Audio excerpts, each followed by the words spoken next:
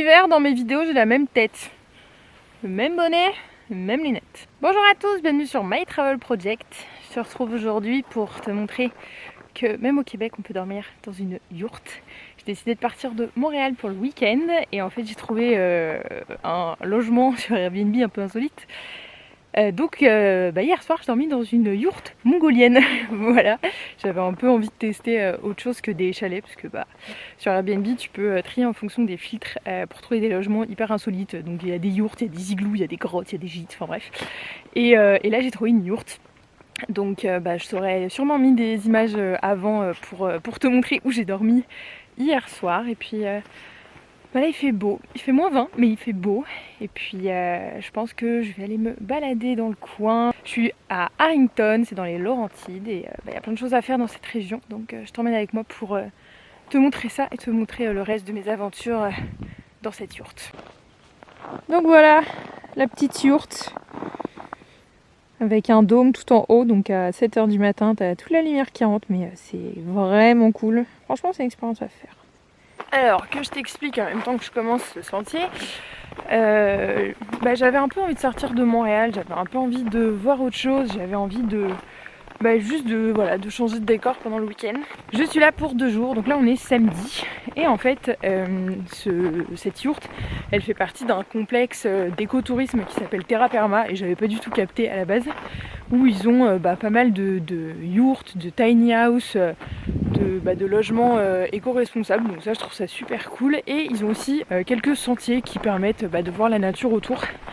Donc c'est pas nécessairement des gros sentiers bien sûr, mais je me dis que ça me permet de voir un bout de nature québécoise que je connais pas encore. Donc c'est pas mal. Et là, ce matin, je vais faire le sentier du Castor, qui apparemment mène à un lac. Il fait tellement beau et en fait il n'y a pas de vent, donc il fait pas froid. Mais regarde-moi ce paysage.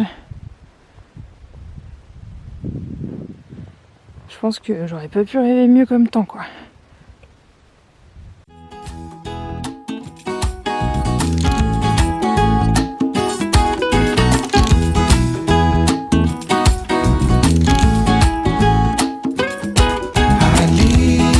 What's left of last night behind, and I need to get some peace of mind. And when I need some peace of mind, I know where to find it. By the end of the road. So I walk and I keep on walking.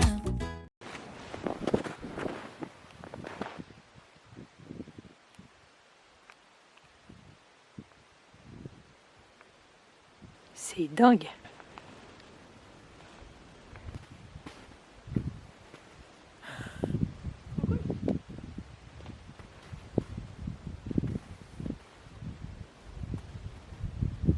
Donc on était en train de se faire la randonnée du Castor jusqu'au moment où on est tombé sur ce lac totalement gelé. Il n'y a personne, il doit y avoir un bon mètre de neige au-dessus du lac. Il n'y a pas un seul nuage et le seul bruit qu'on a entendu depuis genre une demi-heure, c'est l'oiseau qui est juste derrière. Au top quoi.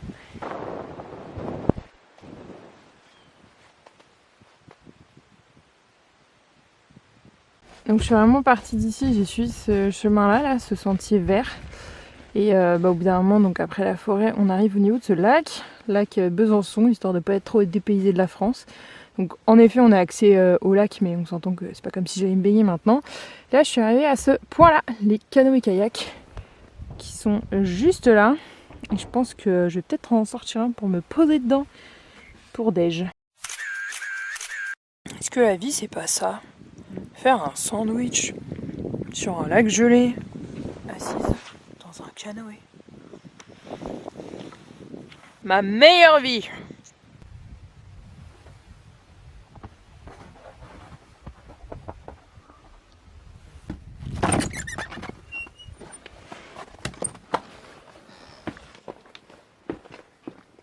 Donc je suis de retour à la yourte après la rando que j'ai faite autour du lac en fait à Terra Perma, enfin l'espèce de centre d'écotourisme en fait dans lequel j'ai loué le Airbnb. Et je me suis dit que ça serait quand même intéressant de te montrer comment fonctionne la yourte, parce que on s'entend que je dors pas dans des yourtes tous les 4 matins. Et que c'est pas comme un Airbnb ou un chalet normal où tu vas avoir ton eau courante, ton électricité et tout ça. Comme je suis là pour 2 jours, c'est un peu une découverte pour moi aussi, mais je me suis dit que j'allais te montrer. Donc déjà, il n'y a pas d'électricité et donc pas de chauffage électrique ou quoi que ce soit. Donc pour chauffer la yourte, c'est avec un poêle à bois. Donc on a du bois qui est fourni en fait par le Airbnb. Après, à partir d'une certaine quantité de bois, il faut quand même repayer, ça semble un peu logique. Mais ça chauffe quand même très très bien et surtout trop cool. Hier, en arrivant à 20h30 à peu près, l'autre Airbnb avait déjà mis du poêle dans le poêle à bois, il restait des braises et du coup la yourte était déjà chauffée quand je suis arrivée et ça c'est quand même très très cool parce qu'aujourd'hui il faisait -20 et cette nuit il faisait -17, donc c'est quand même cool quand ton poêle à bois il est déjà prêt. Donc voilà, je trouve ça plutôt pratique. Après on va pas se mentir, mais à la fin du séjour tu sens un peu le barbecue. Donc mis à part le problème d'odeur où au bout d'un moment t'as un peu l'impression de sentir le barbecue ou le charbon, ça chauffe quand même super bien, donc pas trop de problème de ce côté là. La deuxième problématique entre guillemets, c'est vraiment l'eau, parce qu'il n'y a pas d'eau courante. Il faut savoir aussi que dans cette yourte il n'y a pas de douche, donc là pour l'instant l'alternative à la douche c'est les lingettes pour bébé. Donc vu que je suis partie pendant 2 jours, c'est pas trop grave, et puis surtout il fait -20, donc c'est pas comme si j'étais en train de suer toute la journée. Je vais quand même prendre une douche en rentrant à Montréal, on s'entend, mais pour 2 jours je pense que c'est pas trop grave. Il y a quand même de l'eau qui est fournie par le Airbnb, c'est 5 litres d'eau par jour et par personne, et ça fonctionne avec ces bidons en fait. Donc c'est littéralement un bidon qu'on peut mettre comme ça sur ce robinet là, avec un évier donc qui s'écoule. Il y a une espèce de fosse en fait sous la yourte. Donc comme je disais, c'est 5 litres d'eau par jour et par personne, et là le premier bidon est déjà vide alors que je suis arrivée hier. Donc voilà, en fait je trouve que ça permet vraiment de se rendre compte de l'eau qu'on utilise dans une seule journée, que ce soit pour se laver les dents, pour boire de l'eau, pour faire la cuisine par exemple. Je trouve ça quand même bien de pouvoir se rendre compte à peu près quand même de la quantité d'eau qu'on utilise, c'est quand même assez important. Donc le premier bidon est presque fini, le deuxième bidon est juste là, qu'on va mettre juste après. Pour le reste de la cuisine, on s'entend que c'est un peu camping, mais je trouve que c'est quand même assez bien équipé. Donc il y a 3 poubelles différentes déjà, histoire de pouvoir trier ses déchets, donc que ça soit recyclage, compost ou ordures ménagères. Donc dans ce bac là on a tous les ustensiles en fait pour faire la cuisine, donc que ça soit des poêles, des casseroles, des couverts par exemple, planche à découper, couteau, c'est quand même assez bien fourni. Et donc on a ce réchaud là qui fonctionne avec du gaz, et voilà, c'est un seul rond, mais honnêtement c'est quand même largement suffisant.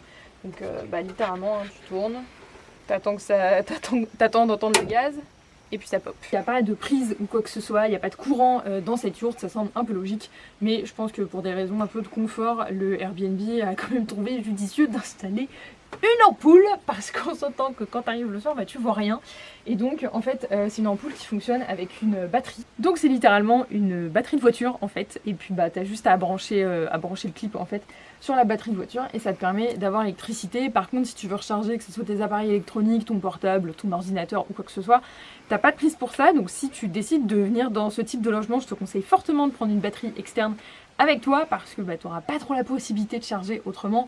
Faut aussi savoir, même si ça me semble quand même un peu logique, qu'il n'y a pas de wifi dans cette yourte. Si tu veux du wifi, il faut aller à l'accueil en fait du centre d'écotourisme. Mais honnêtement, j'ai pas trouvé que c'était si dérangeant pour l'instant. C'est cool justement aussi de pouvoir un peu se déconnecter.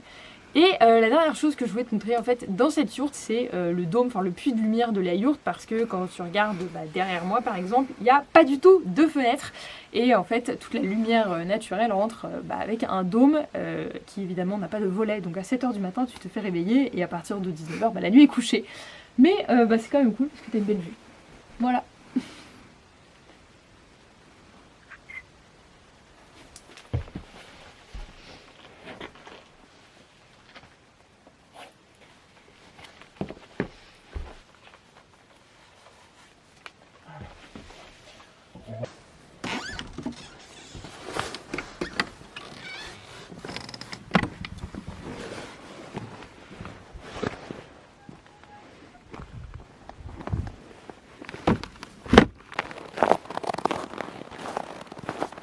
De retour sur le lac gelé, il est à peu près 17h. Je vais tenter d'avoir le coucher du soleil en vidéo. Si ça se trouve ça va être un gros fail, mais pour l'instant c'est quand même pas mal beau. Donc j'essaye de te montrer ça.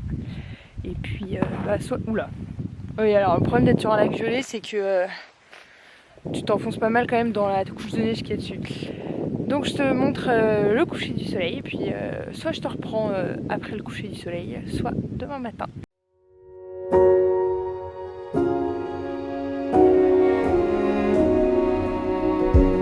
You say take me on a treasure hunt. I long for something new. Have you heard the fairies when they sing and dance? Oh, I wish it was me every night. When I close my eyes, I see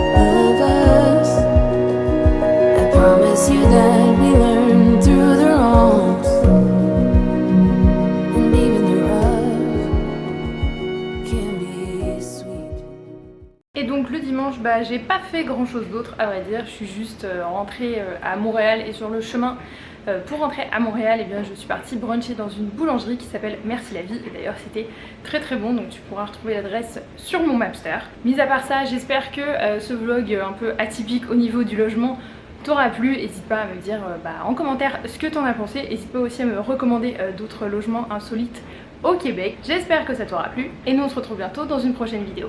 Ciao!